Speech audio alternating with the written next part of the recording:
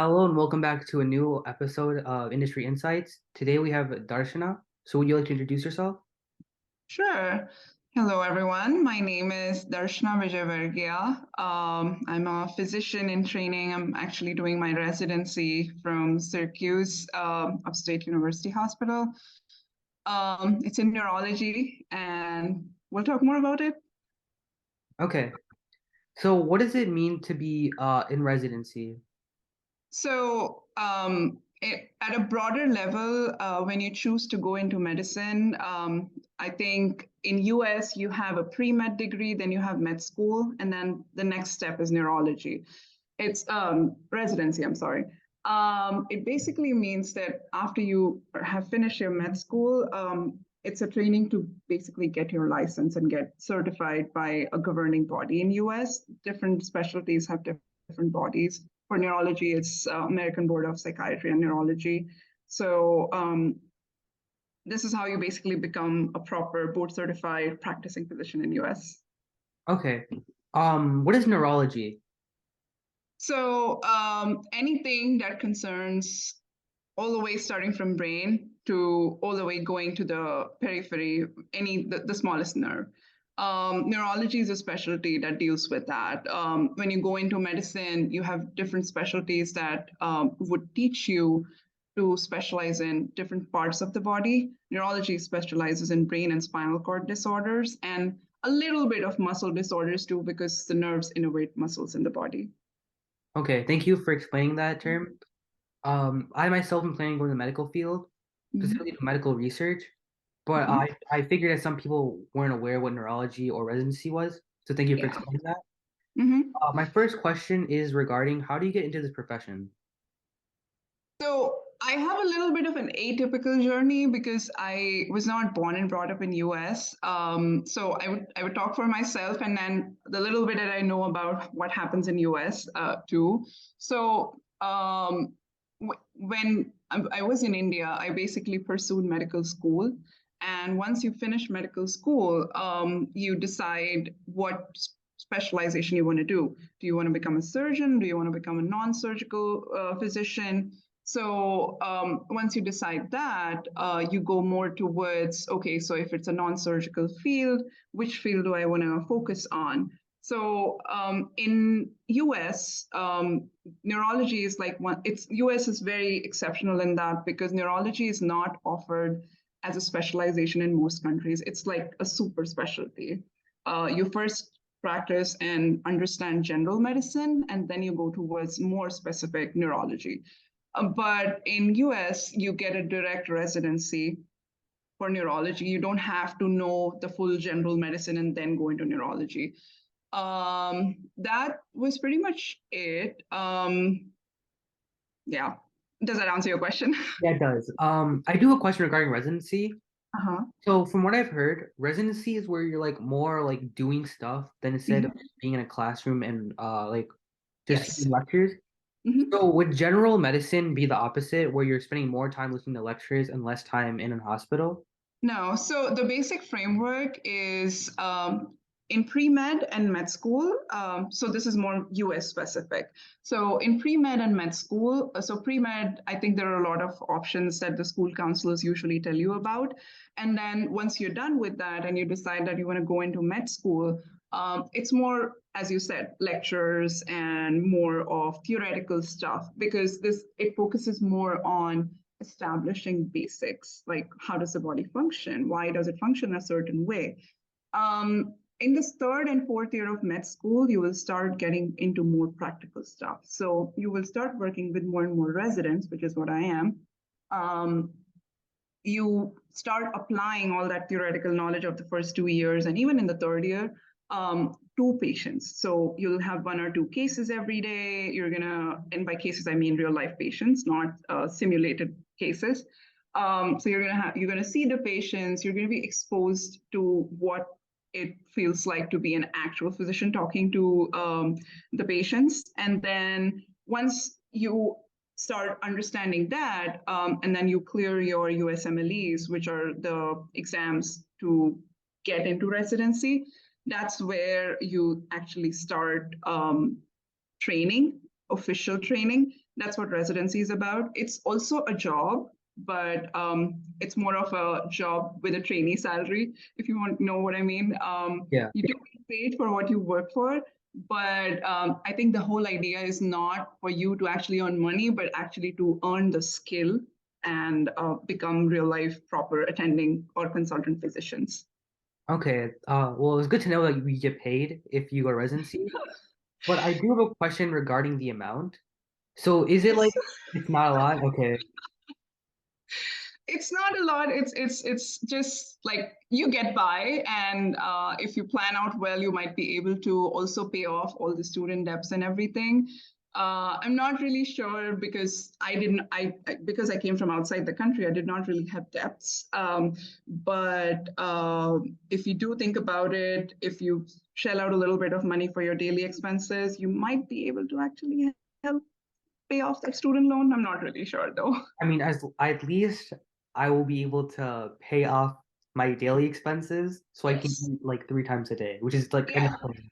Yeah. It's definitely more than that. You're able to take trips and everything.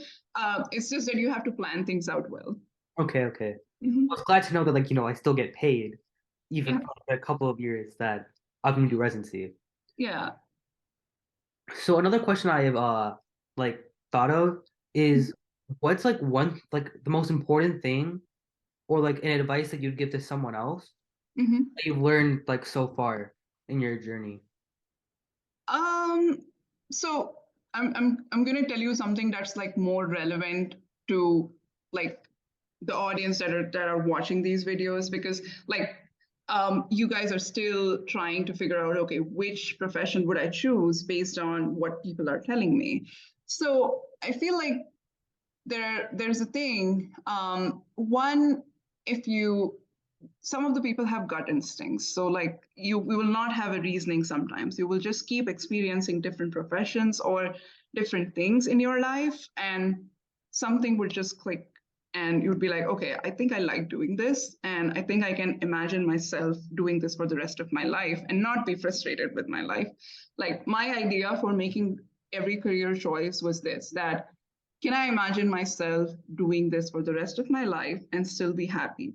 And you're not going to be always happy in any profession. You'll always have bad days. You'll always have days where you'll be like, oh my God, this is so much. I cannot wait to have the weekend or wait to have a vacation or stuff like that.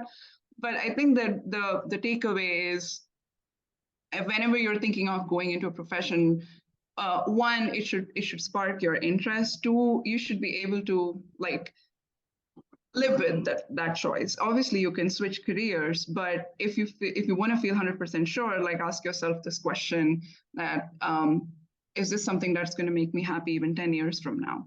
And there's no 100% way of predicting it, but if you even feel a little bit of hint that oh yeah, maybe I think I'll be happy with this, then go for it.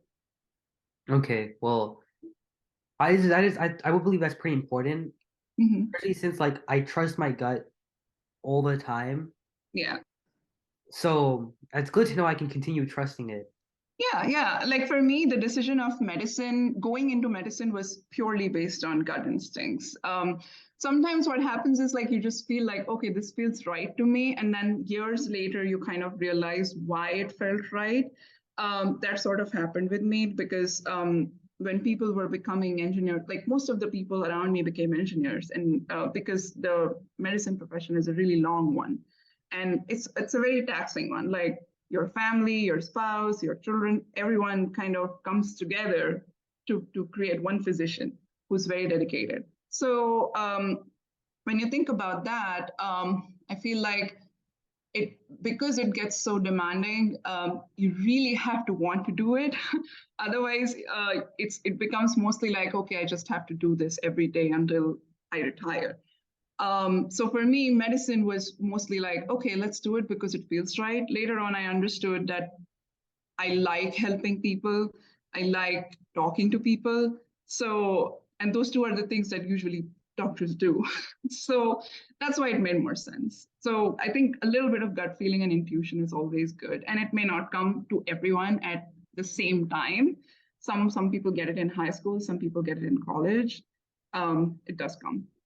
Okay. Um, I do have one more question. Mhm. What's the most like what's the thing that you enjoy the most about what you're doing currently? Hmm. I think being able to see the difference that I make. So, like, if I'm able to, and it's not just in terms of treatments, like if I'm prescribing a medication to a patient, definitely it's going to make a difference. But it's about everything else also. So, for example, like I saw a patient in my clinic today, and unfortunately, we gave this patient a diagnosis that was not the best news. Like the patient was like in tears during that clinic visit, and it was a difficult situation, pretty intense, because you're telling someone a thing that their body or in my case their brain has that is potentially not curable or is potentially going to lead to end of life. But I think that knowledge, when I give this patient that knowledge, it's also very empowering. It makes them see what their life would look like so they can plan ahead for it. It makes them it makes them realize that okay, these are the options that I can pursue as I live forward. And then the other part of it is that I can offer them treatments. Every day there are new treatments getting discovered. Every day we have new knowledge about stuff that's going on in the brain. And every day we have new facts about diseases. So when I get that knowledge and I'm able to educate my patients about it, I think the whole perspective and the whole context in which they look at their lives, it changes. And our role is not just as a physician to treat people, but also to educate our patients so that they know what to expect.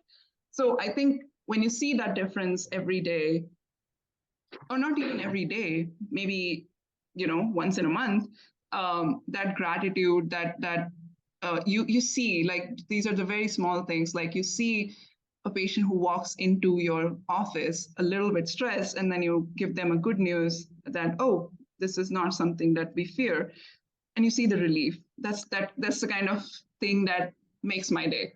Or when they get more information and they're like, okay, so this is not as bad as I imagined it to be. So that's the kind of thing that I live for every day.